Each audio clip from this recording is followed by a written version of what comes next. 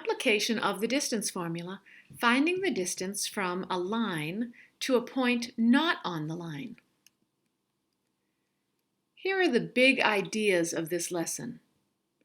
Slope is measured as rise over run, or the change in y over the change in x. Perpendicular lines have slopes that are negative reciprocals. And the shortest distance between a point and a line is the length of the perpendicular segment from the point to the line. Your learning targets for today. I can write the equations of horizontal and vertical lines. I can use the coordinate plane to find the distance from a point to a horizontal or vertical line.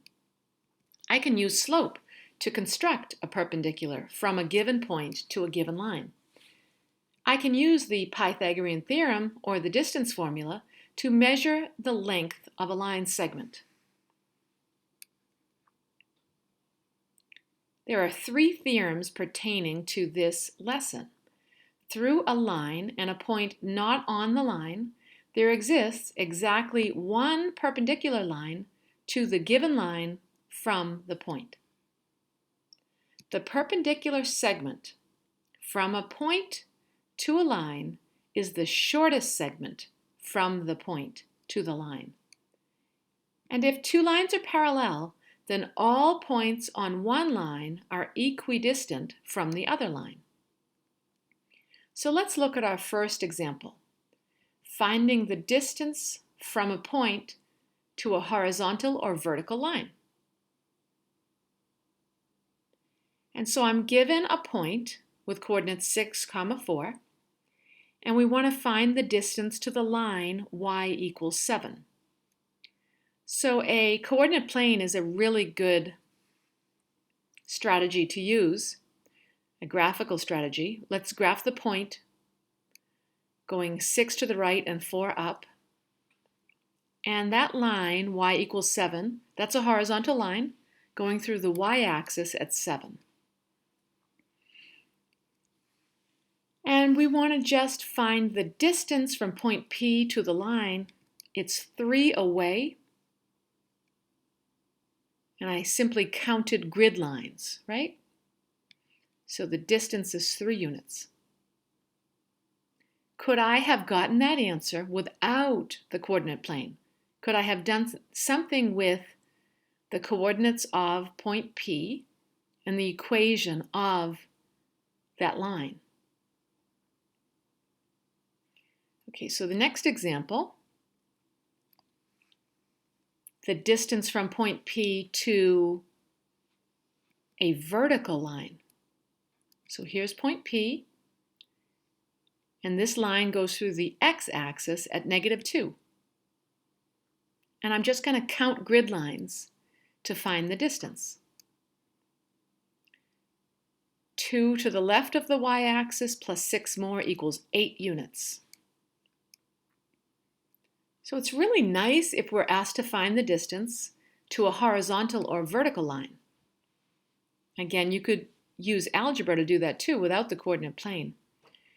But most of the time we're asked to find the distance from a point to a non-horizontal or vertical line. So let's graph point Q. And the line y equals x has a slope of 1, and it goes through the origin.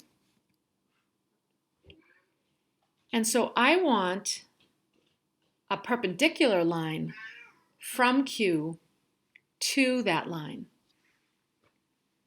So I want a slope of -1. So now what I need is to either use the distance formula or create a right triangle. I'm going to use a right triangle. And I'm going to measure the height and the base. And now I'm going to use my Pythagorean theorem.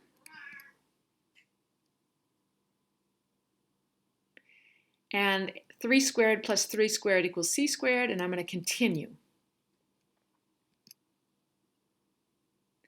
At this point, I want to take the square root of both sides. And I'll use my calculator because the directions say round to the nearest hundredth.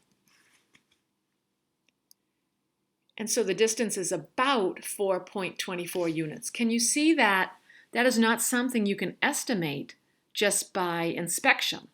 You really need more precision than that. So the next example. I have a point with coordinates 5, 1, and I have an equation of a line. Let's graph the point 5, 1.